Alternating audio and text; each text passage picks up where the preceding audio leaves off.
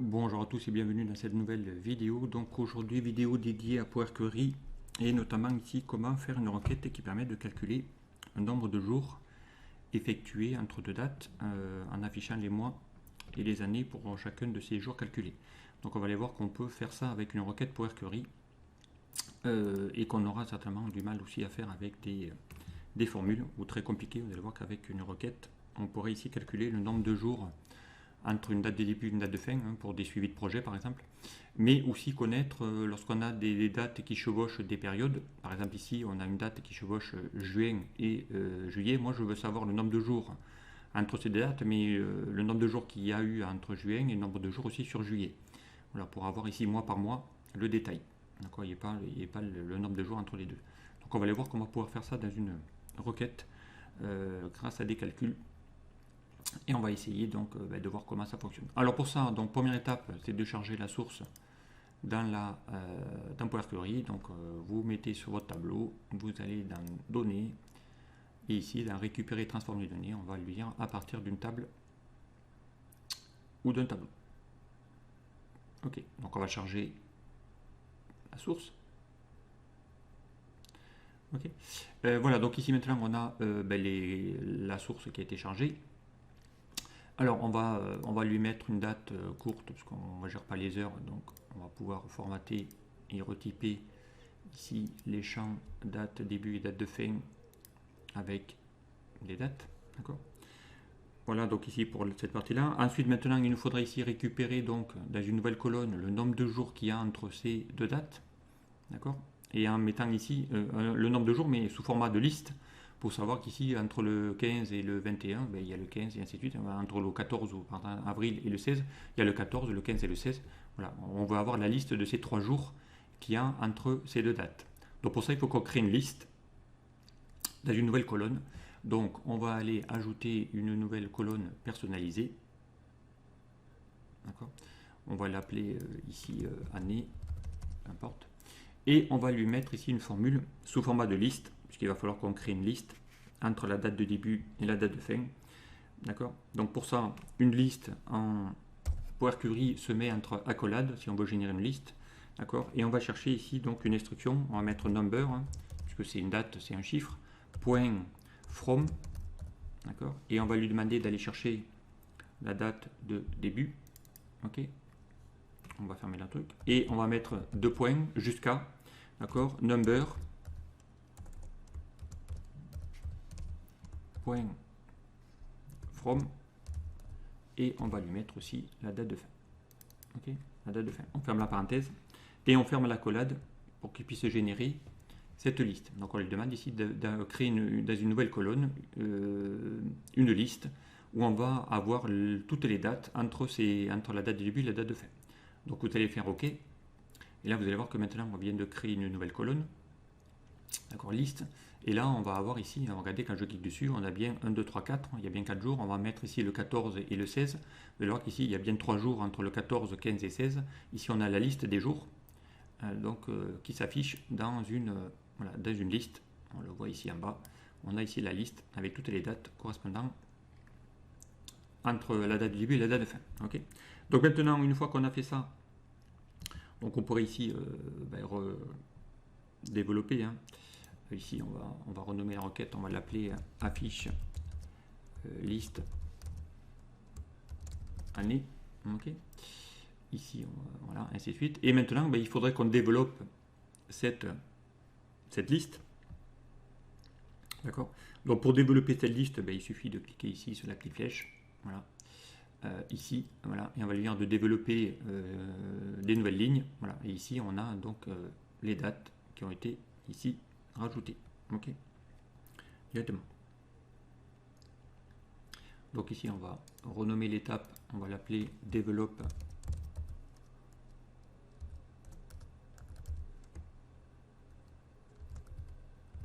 année. Ok. On va formater ça, il nous faut ça en date et pas un chiffre. Donc ici, on va cliquer ici et on va lui dire de formater ça en date. D'accord. Donc ici, on va renommer l'étape et on va l'appeler format année. Ok. Maintenant, il nous faudrait une nouvelle colonne, où ici, il faudrait qu'on sache pour chaque date, si on est sur quel mois. Voilà, est-ce qu'il s'agit du mois d'avril, est-ce qu'il s'agit du mois de mai, et ainsi de suite. Donc on va lui afficher l'année, donc en lettres, et puis un chiffre. Puis d'ailleurs, on va pouvoir ensuite, si on met les chiffres, on va pouvoir les trier. Donc pour ça, on va rajouter une nouvelle colonne. D'accord? À partir ici de cette date, donc on va ajouter une nouvelle colonne personnalisée. D'accord? On va l'appeler, cette colonne, on va l'appeler mois. Peu importe.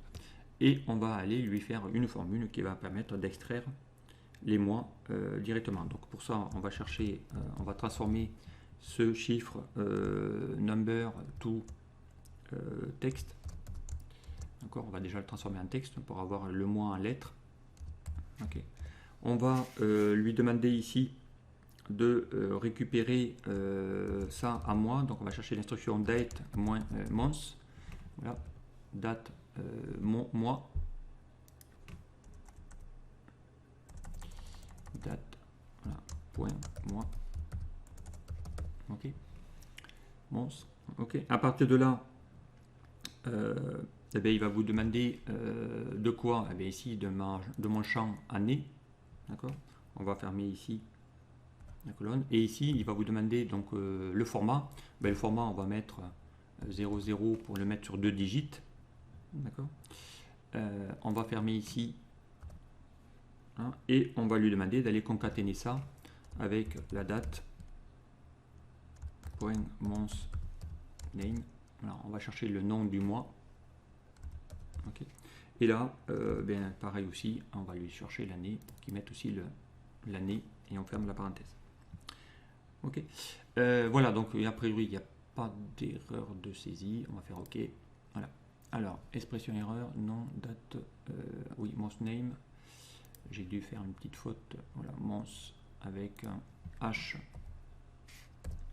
Ça marcherait mieux. Voilà. Un peu OK.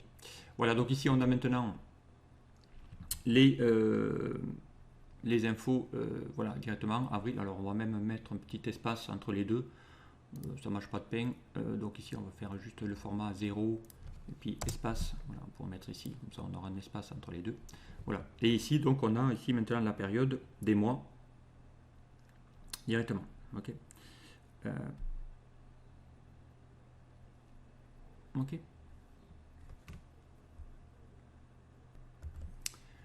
Donc maintenant, il faudrait ici, prochaine étape, ici d'en extraire ici de ces champs là, d'en extraire uniquement les années, d'accord. Donc pour ça, bien on va lui dire ici d'afficher que les années, d'accord. Comme ça ici on a les années uniquement.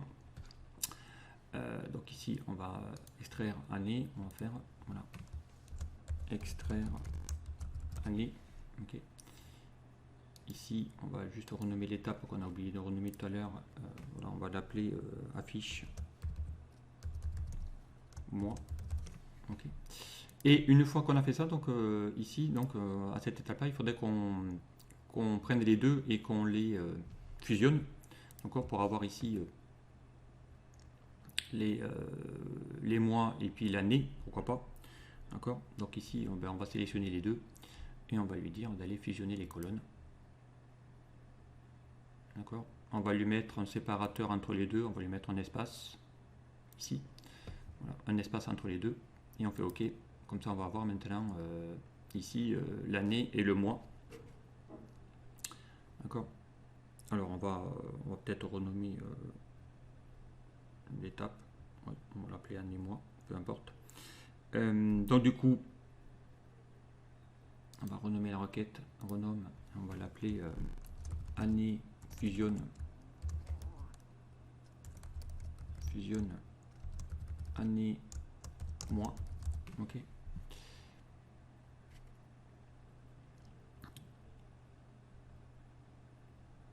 Ok. Donc à partir de là, bien après on peut renommer ici cette. On va aussi renommer là. On va l'appeler année. Voilà, peu importe. Voilà, comme ça ici au moins on aura aussi les colonnes. Ok. Donc à partir de ça, il va falloir qu'on duplique aussi cette colonne. Donc on va la dupliquer. Donc on va faire un clic droit et on va lui dire duplique la colonne. D'accord. On va garder ici les années et ici il faudrait qu'on pivote ici bien tout ça pour avoir bien les dates directement ici, les projets par rapport aux dates. Cette info, mais non pas en ligne ici, mais en colonne. Donc pour ça, vous allez sélectionner cette dernière colonne qu'on a dupliquée et on va lui dire ici dans l'onglet transformer, lui dire de pivoter la colonne.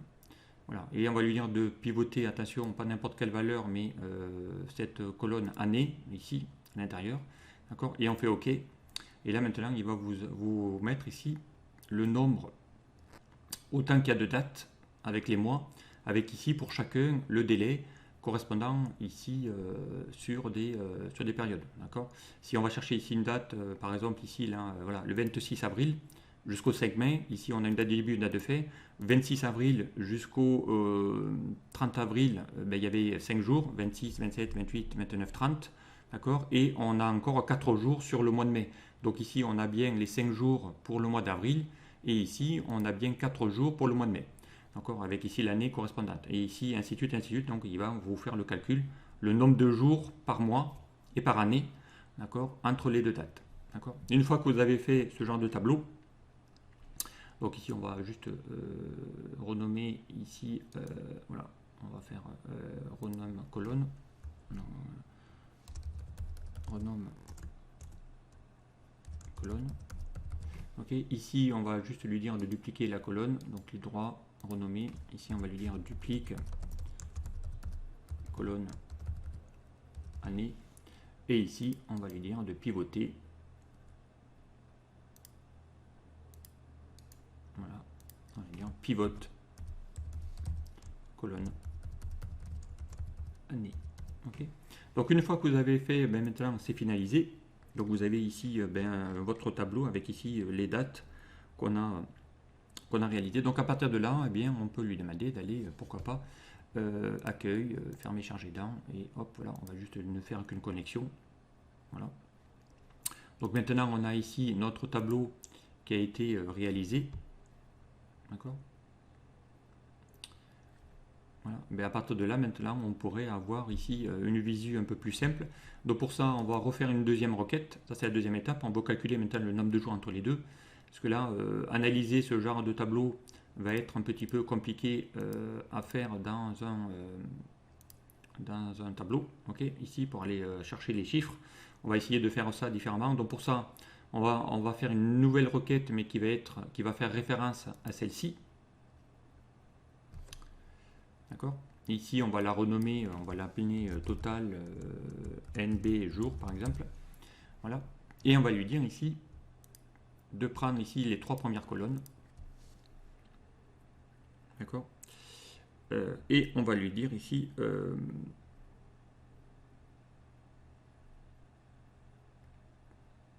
de dépivoter les autres. Donc on sélectionne les 3 premières et on va lui dire ici clic droit, dépivote les autres colonnes. Voilà. Comme ça maintenant j'ai pour chacune des périodes ici les valeurs de chacun, d'accord, avec l'année et la date.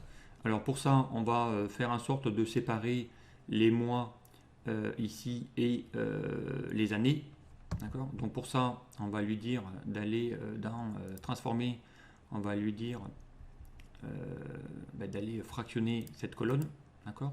Donc on va lui dire de fractionner cette colonne par délimiteur, d'accord. On va lui dire de prendre comme délimiteur les espaces, d'accord. On fait OK. Donc là maintenant j'ai bien les années et les mois, d'accord. Donc là lui il me sert strictement à rien parce qu'on va avoir les chiffres, bon, on aurait pu les laisser mais peu importe. Donc ici on a les années correspondantes. Ici, on a les mois correspondants. Okay. Ici, on a le nombre de jours pour chacun. Okay. Et ici, on a le mois en chiffres. Bon, on peut le garder, mais peu importe. Mois, chiffres, par exemple. Okay. Donc là, maintenant, on a ici cette info voilà, qu'on a créée. Et là maintenant on a pour chacune des tâches ici bien, le nombre de jours pour chacun des mois en fonction d'une date de début, une date de fin. Voilà, on a ici maintenant le nombre de jours. Donc ici on peut mettre ici voilà, nombre jours. On va renommer aussi cette colonne. Voilà, ça peut être comme ça on aura au moins, on saura de quoi ça parle. Voilà, donc ici ça ce sont les années, ce sont les mois. Donc lui on pourrait le mettre en chiffres, lui c'est du texte, d'accord. Voilà, donc peu importe. On pourrait aussi lui dire d'aller pourquoi pas essayer de lui mettre un format.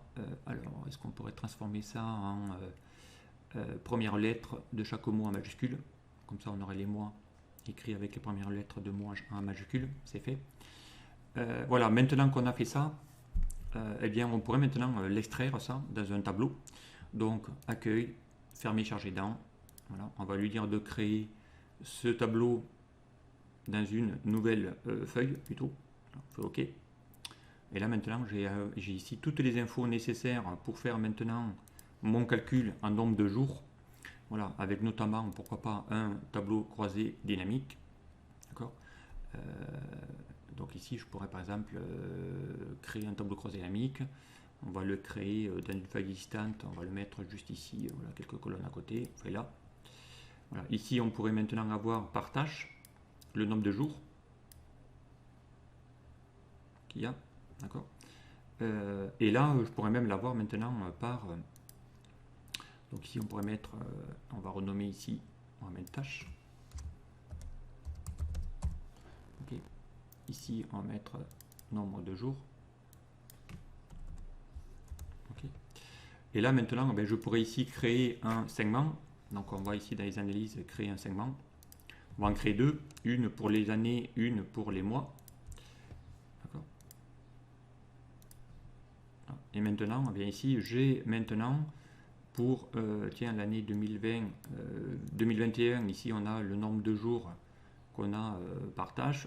Pour le mois de avril, janvier, février, voilà ici, vous les avez tous. D'accord. Donc ça peut être assez sympathique de savoir ici le nombre de jours direct voilà, par rapport ici à une année et un mois. Voilà, ça c'est des calculs qu'on n'aurait pas pu faire très facilement avec des formules. Mais là, voilà, ici maintenant, j'ai pour tout le monde le nombre de jours réalisés. Voilà. Et par période et par mois. Voilà, ici, je veux savoir au mois d'août en 2021, le nombre de jours avec les tâches, je les ai. Directement. Alors on aurait pu même améliorer la requête, puisque là, lorsqu'il y a 0, ça ne sert à rien de les mettre. D'accord. Donc on va faire ici dans la requête, on va faire modifier. On va encore, parce que d'ailleurs ça ne sert à rien de garder tous ces zéros là. Donc on va ici dans la requête, on va lui dire de modifier la requête. Et vous l'aurez compris que toutes les dates où il y a 0, ça ne sert à rien de les garder. Donc on va décocher, on va rajouter une étape ici qui permet de supprimer tous les zéros. On fait fermer, charger. D'accord. La requête va s'actualiser. Lui, on va actualiser. Et là, vous allez voir que maintenant, on en a beaucoup moins. Voilà, ici, sur 2022, on a le nombre de jours effectués. Voilà, pour le mois de... Voilà, ici, ainsi de suite. Voilà, on les a tous ici. Ça vous permet ici de pouvoir avoir les données directement voilà, par année. Et si je veux avoir ça différemment par mois, on aurait pu ici lui demander de faire les mois, les mettre en colonne. Et là, ben, ici, on a voilà, pour l'année 2021, ici, vous avez l'équivalent en mois. Donc lui, du coup, on n'a plus besoin. Voilà. Mais ici, vous avez ici voilà, le détail en nombre de jours par tâche. Voilà, pour le mois d'avril, pour le mois de... Ici, on va mettre que c'est les mois. Voilà. Et là, maintenant, ben, j'ai un tableau où on voit ici le par mois. Avril, mai, juin, juillet, août, septembre, octobre, décembre. Voilà, ici, on a toutes les dates. Et avec ici le nombre de jours par projet, par tâche. Voilà, ici on a les mois complets pour les mois 30 jours et 31 jours, hein, parce que là cette tâche elle a duré 84 jours. Voilà, 19 jours pour le mois d'août. On va trouver les 30 jours pour le mois de septembre, les 31 jours pour le mois d'octobre. Et voilà, et elle s'est terminée 4 jours sur le mois de novembre. Et ici on a vraiment toutes ces infos directement grâce à une requête Power Query. Donc ça, c'est des choses qui vont être assez sympathiques pour ceux qui gèrent des projets, pour calculer le nombre de jours entre une date de début et une date de fin, et splitter par mois et par année. D'accord. Voilà, allez, je m'en arrête là. Voilà ici comment avec deux petites requêtes, on peut ici faire des calculs compliqués grâce à Power Query et quelques petites fonctionnalités. Allez, je m'en arrête et puis je vous dis à très vite sur un prochain tuto. Au revoir.